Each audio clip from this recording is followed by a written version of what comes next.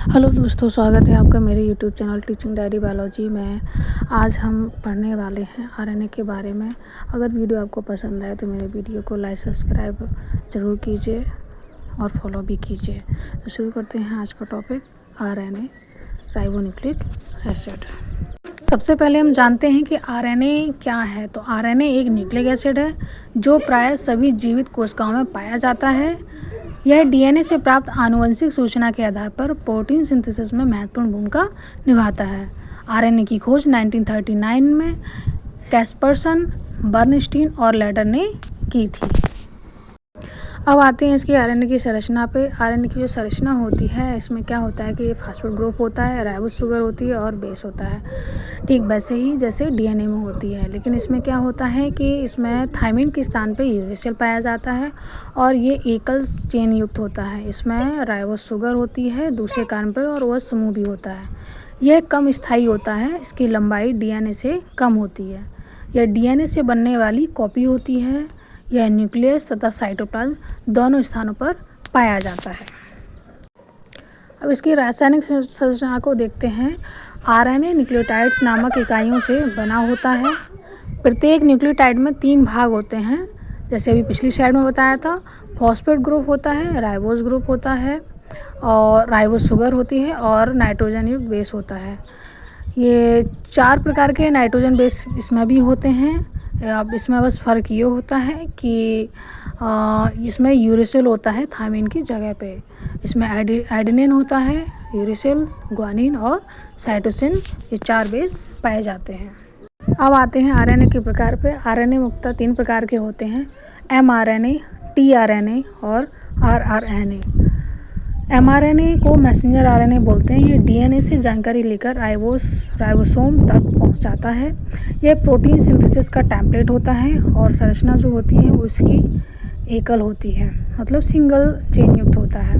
और टीआरएनए जो होता है, टीआरएनए अमीनो एसिड को राइबोसोम तक पहुंचाता है। इसमें क्लोवर लीफ जैसी संरचना होती है और इसमें एंटीकोडॉन उपस्थित होता है। आरआरएनए में क्या है कि यह राइबोसोम का प्रमुख घटक होता है। यह प्रोटीन सिंथेसिस में संरचनात्मक और कार्यात्मक भूमिका निभाता है। यह मात्रा की दृष्टि से सबसे अधिक होता है। इसमें सब यूनिट जो है, एक बड़ी सब यूनिट होती है और दूसरी छोटी सब यूनिट होती है। अब आगे बात करते हैं डीएनए और आरएनए में अंतर में। डीएनए और आरएनए में डीएनए जो होता है वो डीऑक्सी राइबोस शुगर होती है और आरएनए जो होता है वो ओनली राइबोस शुगर होती है।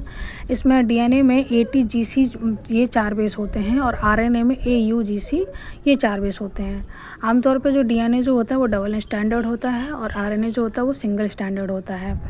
डीएनए में न्यूक्लियस, माइटोकॉन्ड्रिया और क्लोरोप्लास्ट इनमें डीएनए पाया जाता है, बट आरएनए में क्या है कि ये न्यूक्लियस में पाया जाता है, साइटोप्लाज्म और राइबोसोम में पाया जाता है।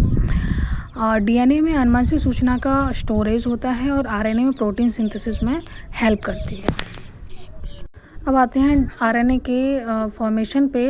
आरएनए डीएनए से आरएनए का जब फॉर्मेशन होता है तो इसको ट्रांसक्रिप्शन बोलते हैं। तो आरएनए का निर्माण डीएनए के एक टेम्पलेट स्ट्रैंड से होता है। इस प्रक्रिया में एंजाइम जो है वो आरएनए पॉलीमरेज की सहायता मिलती है। इसे ट्रांसक्रिप्शन कहते हैं, मतलब डीएनए से जो आरएनए बनता है उसे ट्रांसक्रिप्शन कहते हैं और इसमें जो एंजाइम शामिल होता है उसको आरएनए पॉलीमरेज एंजाइम बोलते हैं। फिर ये एमआरएनए का निर्माण करता है। अब आते हैं कि आरएनए कहाँ पाया जाता है।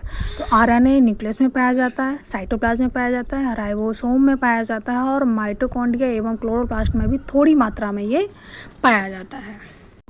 अब इसकी इम्पोर्टेंस जान लेते हैं कि आरएनए की इम्पोर्टेंस हमारी लाइफ में क्या है। तो आरएनए की खोज जो है वो 1939 में हुई थी।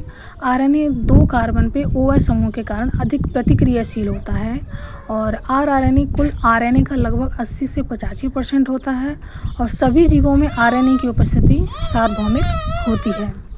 तो आज के वीडियो में आपने जो भी सीखा तो हमारे कमेंट बॉक्स में आप कमेंट करिए कि आपको हमारा वीडियो कैसा लगा, और अगर अच्छा लगा तो वीडियो को लाइक करिए, चैनल को सब्सक्राइब करिए और अपने दोस्तों को उसको आप फॉलो करिए और दोस्तों को भी शेयर कीजिए। तो मिलते हैं नेक्स्ट वीडियो, तब तक के लिए थैंक यू।